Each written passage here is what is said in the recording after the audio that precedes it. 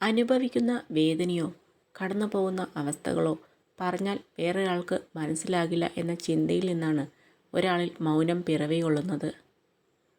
ഒറ്റയ്ക്കാവുക എന്നാൽ കരുത്തരാവുക എന്ന് കൂടിയാണ്. സ്വയം തിരിച്ചറിയാനുള്ള അവസരമാണ് ഓരോ ഒറ്റപ്പെടലും. ഒരാളുമായി യഥാർത്ഥ ബന്ധം നിലനിർത്താൻ നിങ്ങൾക്ക് ആഗ്രഹമുണ്ടെങ്കിൽ അവരെക്കുറിച്ച് അറിയാവുന്ന കാര്യങ്ങൾ മാത്രം വിശ്വസിക്കുക, അല്ലാതെ അവരെക്കുറിച്ച് കേട്ടിട്ടുള്ള കാര്യങ്ങളല്ല. തെറ്റ് തെറ്റായിട്ടും ശരി ശരിയായിട്ടും ചൂണ്ടിക്കാണിക്കുന്നിടത്താണ് യഥാർത്ഥ സ്നേഹം. അല്ലാത്തവരൊക്കെയും കാര്യം കഴിയുമ്പോൾ വലിച്ചെറിയപ്പെടുന്ന ചില സ്നേഹപ്രകടനങ്ങൾ മാത്രം.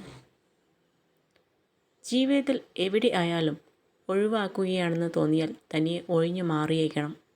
ഒത്തിരി വേദനിക്കുന്നതിനേക്കാൾ നല്ലത് ഒന്ന് ഒഴിഞ്ഞു മാറുന്നതാണ്. വിശ്വസിച്ചവരെ പറ്റിച്ചു എന്നോർത്ത് സന്തോഷിക്കുമ്പോഴും അഭിമാനം കൊള്ളുമ്പോൾ ഒന്നോർക്കുക, അവിടെ തകർന്നത് സ്വന്തം വ്യക്തിത്വമാണ്. അവരുടെ മനസ്സിലെ നിങ്ങളുടെ സ്ഥാനമാണ്. മറ്റുള്ളവരെ സഹായിക്കുക, അതിന് കഴിയുന്നില്ലെങ്കിൽ ഉപദ്രവിക്കാതിരിക്കുക. എന്തെങ്കിലും ചെയ്യാൻ യോഗ്യമാണെങ്കിൽ അത് പൂർണ്ണ ഹൃദയത്തോടെ ചെയ്യുക. ദേഷ്യത്തിൽ സംസാരിക്കുന്നവർക്ക് അതിലും മനോഹരമായി സ്നേഹിക്കാനുള്ള ഹൃദയമുണ്ട്. പുറമേ ചിരിച്ചുകൊണ്ട് നല്ല വാക്കുകൾ മൊഴിയുന്നവർക്ക് അതിലും മനോഹരമായി വഞ്ചിക്കാനുള്ള മനസ്സുമുണ്ട്. ഒരു വ്യക്തിയോട് നിങ്ങൾ കയർത്ത് സംസാരിച്ചാൽ എന്തിൻ്റെ പേരിലായാലും അത് നിങ്ങളെ തന്നെ അസ്വസ്ഥനാക്കും. അതുകൊണ്ട് അത്തരം സാഹചര്യങ്ങൾ ഒഴിവാക്കുക. കൂടുതൽ വെളിച്ചം നിങ്ങളെ അസ്വസ്ഥനാക്കും. കുറച്ച് ഇരുട്ടും ആവശ്യമാണ്. അതുപോലെയാണ് ജീവിതവും. സുഖവും ദുഃഖവും ആവശ്യമാണ്. നമ്മുടെ സമയം, നമ്മുടെ സ്നേഹം, നമ്മുടെ സൗഹൃദം, അങ്ങനെ എല്ലാം നമ്മളെ അറിയുന്നവർക്ക് കൊടുക്കുക. അല്ലാത്തവർക്ക് നമ്മൾ വെറും നേരമ്പോക്ക് മാത്രമാവും. മറ്റാരും നിങ്ങളുടെ നിലനിൽപ്പ് ആഗ്രഹിക്കാത്തതിനാൽ നിങ്ങൾക്കായി നിങ്ങൾ തന്നെ നിലകൊള്ളുക. വേറൊരാളെയും പ്രതീക്ഷിക്കരുത്. പനിനീർ പൂക്കളെ ആഗ്രഹിക്കുന്നവർ അതിൽ ഒളിഞ്ഞിരിക്കുന്ന മുള്ളുകളെ മറക്കരുത്. ചിലതൊക്കെ നഷ്ടപ്പെടുമ്പോൾ മറ്റു ചിലതൊക്കെ പ്രതീക്ഷിക്കാതെ നമ്മളെ തേടി വരും.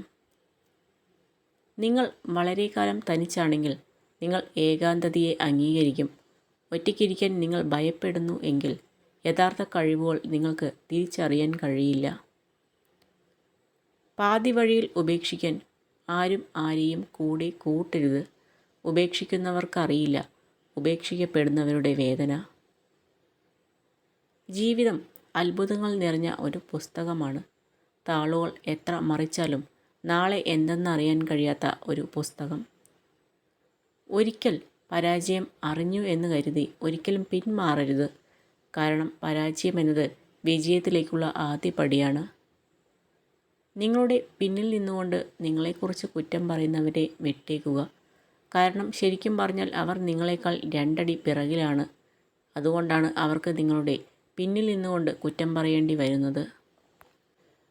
എല്ലാം തികഞ്ഞ ഒരു ജീവിതത്തിന് വേണ്ടിയല്ല, ജീവിക്കുന്ന ഓരോ നിമിഷവും സന്തോഷത്തോടെ ഇരിക്കാനാണ് നാം ശ്രമിക്കേണ്ടത്. വെളിച്ചം പകരാൻ പറ്റിയില്ലെങ്കിലും നമ്മൾ കാരണം ആരുടെയും ജീവിതം ഇരുട്ടിലാകരുത്. നിങ്ങളുടെ ജീവിതം നിങ്ങൾ സ്വയം ജീവിക്കുന്നില്ലെങ്കിൽ മറ്റുള്ളവർ അവർക്ക് വേണ്ടി നിങ്ങളെ വിനിയോഗിക്കാൻ തുടങ്ങും.